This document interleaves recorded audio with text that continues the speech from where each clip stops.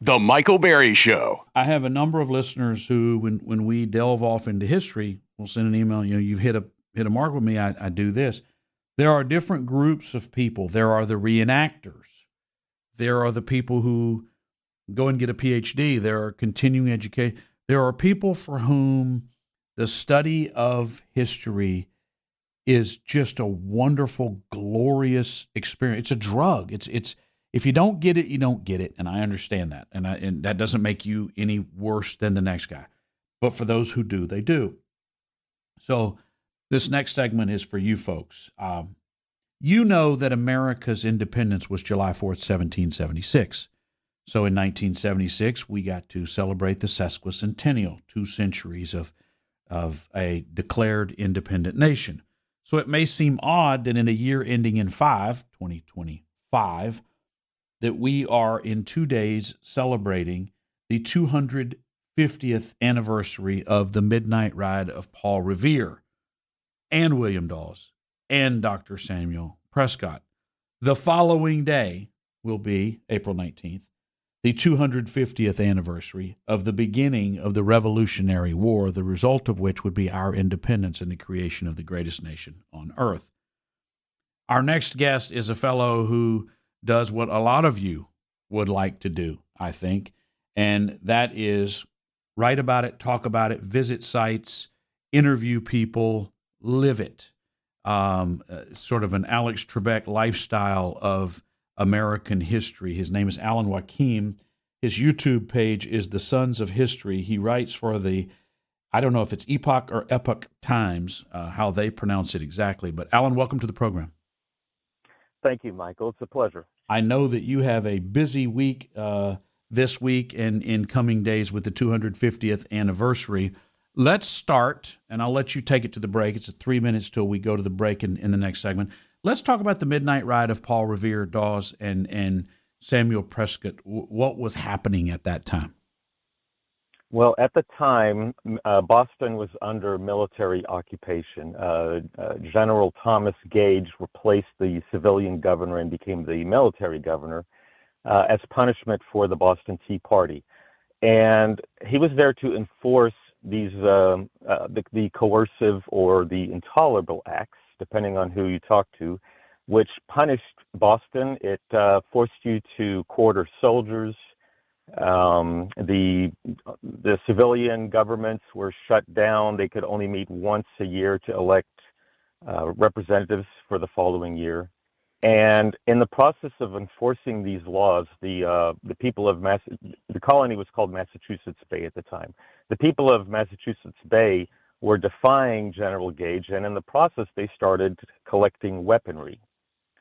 So Gage was trying to put a stop to that, and he was doing everything in his power to take arms away or confiscate arms away from the militias that were forming all over the province. And there had been previous attempts of confiscation. One was successful. There were a few more that were not, such as what happened in Salem on February the 26th. They called it Leslie's Retreat. And throughout the process, Gage was learning from his mistakes, and so were the Sons of Liberty. Now, when they knew that Gage was up to something, and there was a large stash of weaponry stored at Concord. But at the same time, you also had 2 fugitives by the name of John Hancock and Samuel Adams, who were staying in Lexington. So when Dr. Joseph Warren, who was running the Sons of Liberty in Boston, was receiving reports that the British were up to something, they knew that a big operation was about to happen. They just didn't know what, and they weren't for sure. They could only guess. So on the 18th of April, Dr. Warren sent William Dawes through the southern portion of Boston. Boston was pretty much like an island. It was just like a thin strip of land that connected Boston to the mainland. So he sent William Dawes, and he was able to get through minutes before Gage shut down the neck. Hold right there. So I hear the Alan Wakim is our guest. In 2 days, we will commemorate 250 years from Paul Revere's famous ride We'll discuss that and the Revolutionary War beginning the next day coming up. And listen for the dial tone. It sounds like this. The Michael Berry Show. That tone indicates everything is ready for your call. Indelibly imprinted on the minds of every American. And for me, that started as a child. My mom would quote the line, I didn't know where it was from at the time. Listen, my children, and you shall hear of the midnight ride of Paul Revere on the 18th of April in 75. Hardly a man is now alive who remembers that famous day and year. That's a reference to April 18th, 1775. Hardly a man is now alive because Wadsworth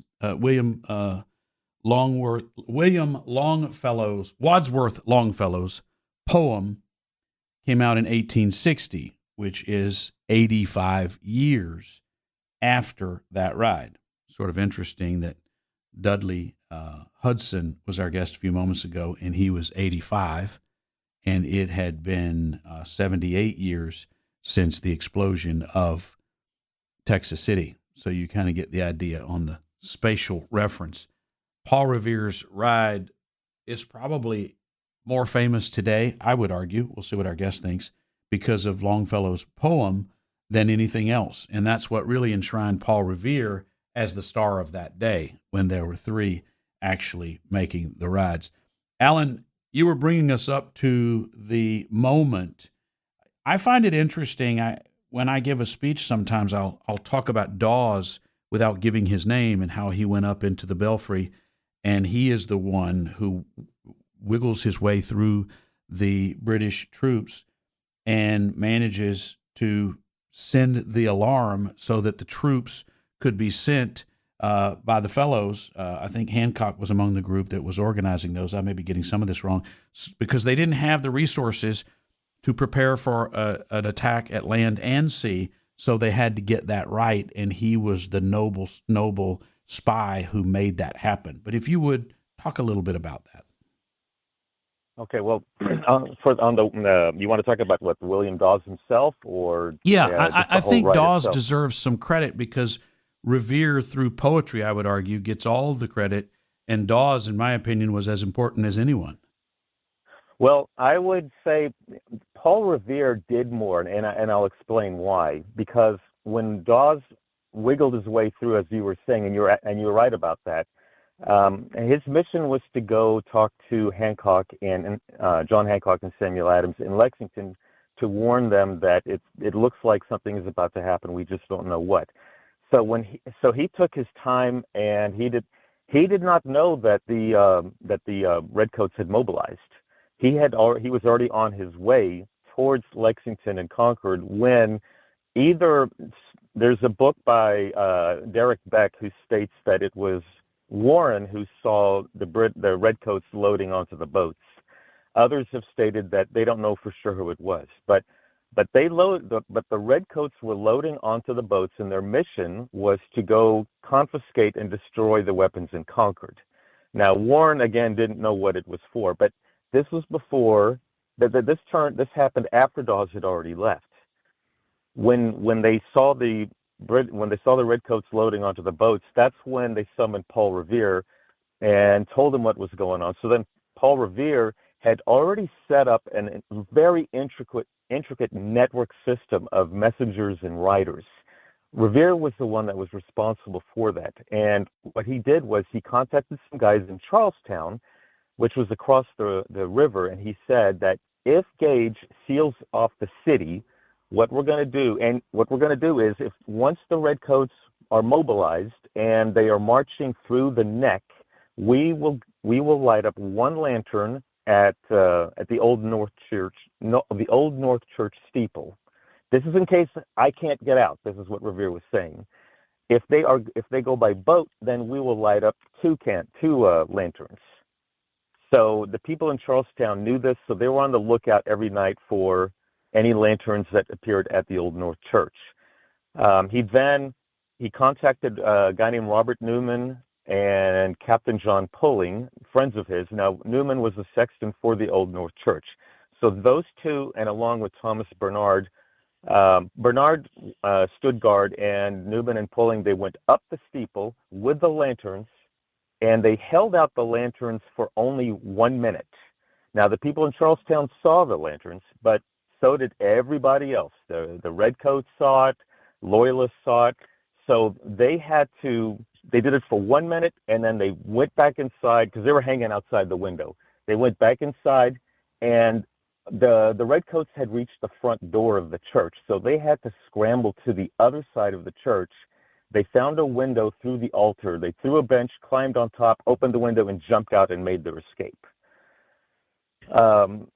Revere had two friends of his, rowed him across the river. They had to go around a big warship known as the HMS Somerset. It was a man of war. Once he got to Charlestown, he met with a Colonel William Conant and a Richard Devens. They gave him a horse, but Richard Devens warned him, be careful, there are British horsemen all over the place, and they're going to intercept you if they catch you. So he got on his horse, and sure enough, within minutes, he was intercepted by two British horsemen, and he was able to make his escape.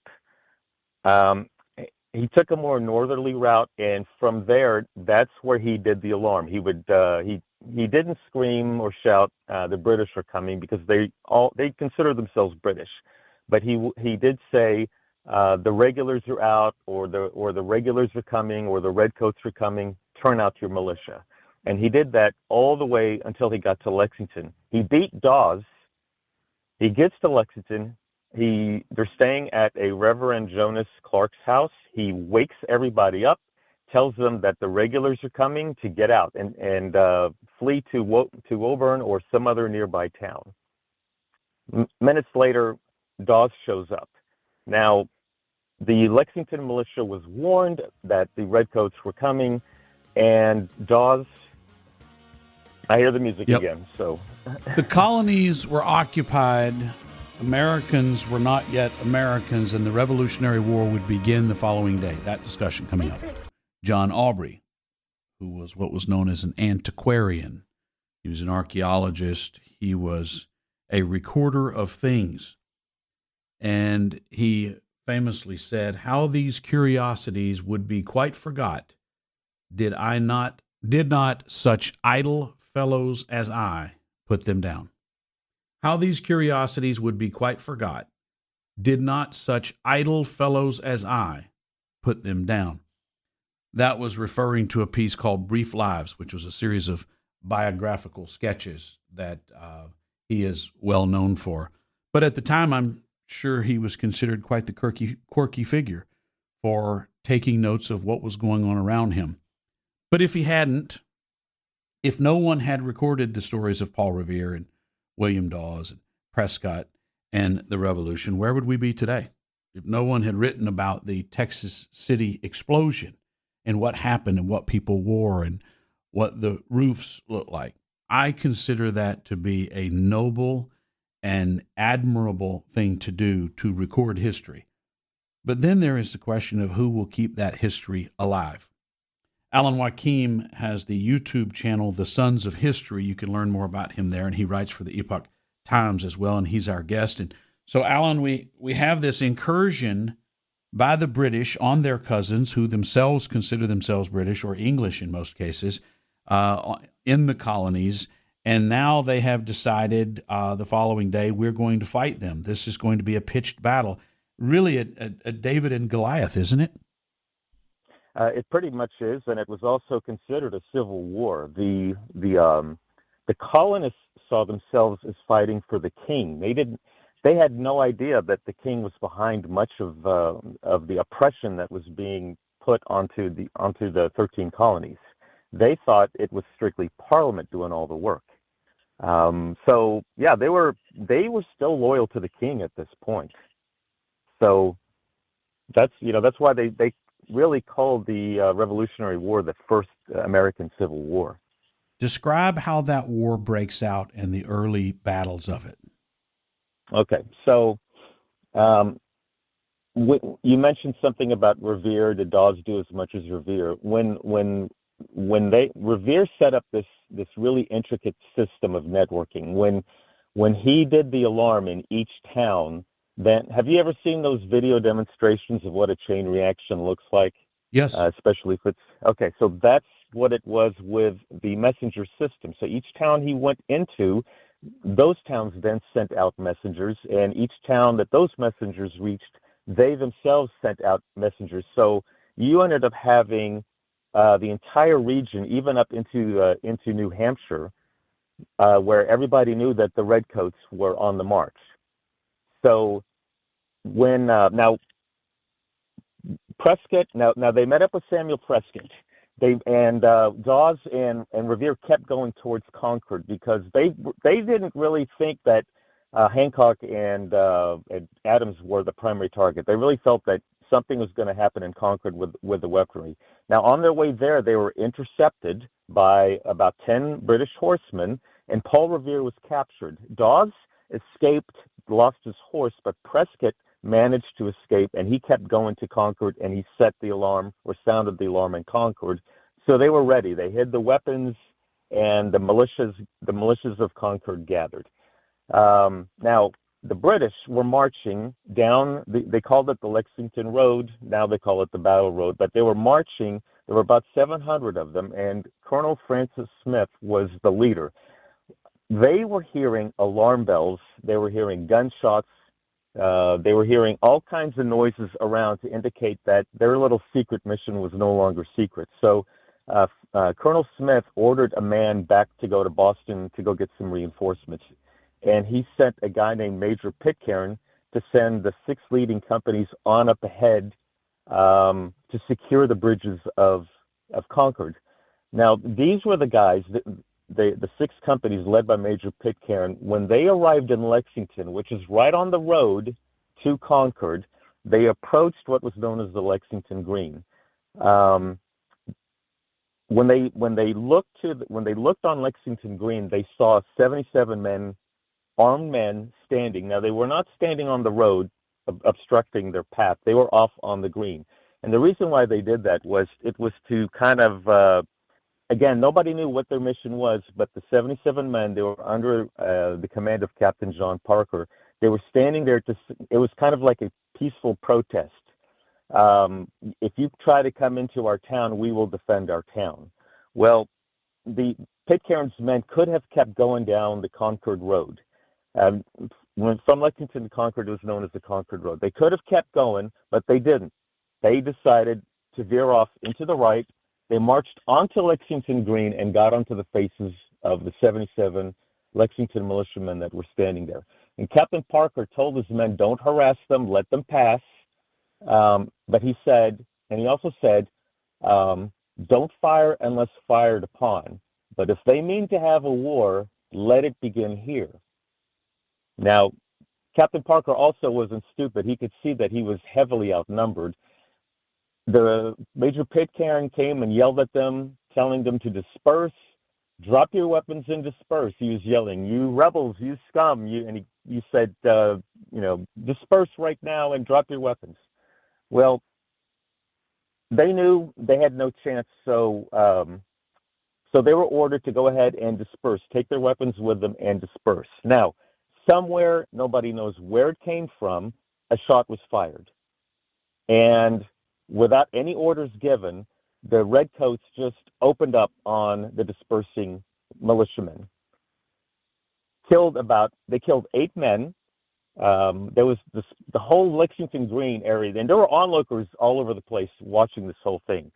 The Redcoats ran into the smoke, and they started bayoneting any militiaman that they could find. When it was all said and done, 8 men were dead or dying, and 10 were wounded.